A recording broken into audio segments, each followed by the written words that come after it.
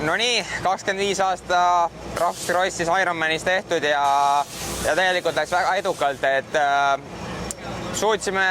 Eesti koondise A-finaali sõita juba hommiku tegelikult terve päev. Tiimitöö väga hästi sujus, et selle üle nagu ülihea meel, et ikkagi poistel närv pidas ja suutsime töö ära teha ja ikkagi see sõit A-finaalis oli täielik boonus, et noh, see ikkagi oli väga magus. Ja oma performance'i koha pealt nii palju, et esimene sõit siis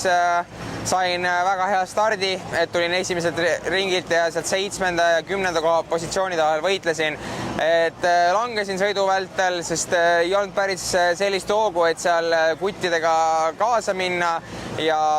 lõpuks langesingi siis 21. kohale, et lõpus andsin ka veel paar kohta ära, et noh, oma kiiruse poolest tegelikult see oligi minu koht seal ja noh, tõin ilusti normaalsed punktid koju ja tegelikult oli täitsa okei sõita, et viimane sõit siis sain sammuti seal kuskil 10 piiri peal stardist minema ja suutsin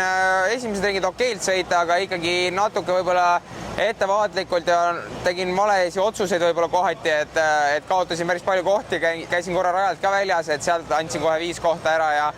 ja siis Harri läks ka mööda, et siis leidsingi oma sellise hea rütmi juba ja sõitsin Harri ja seal rootslase Östlundiga terve sõit enam-vähem koos, et paar kohta lõpus parandasin, aga üldiselt viimase sõiduga rohkem rahul, sellepärast et sõit oli iseenesest parem tõusvas suunas ja suutsin nii-öelda oma töö ära teha, et oma sõitudega täna olen rahul, et üldse ilus hooaeg on olnud ja ilus punkt sellel aastal, et suur tänu kõigile toetajatele, kes meil siin tagaplaanil on, kogu koondisele, Martinile, tiimikaaslastele, Harrile, Joosepile, mehaanikutele, kes ränka tööd tegid, et kogu see taustajõud, minu privaattoetajad, et kõik on,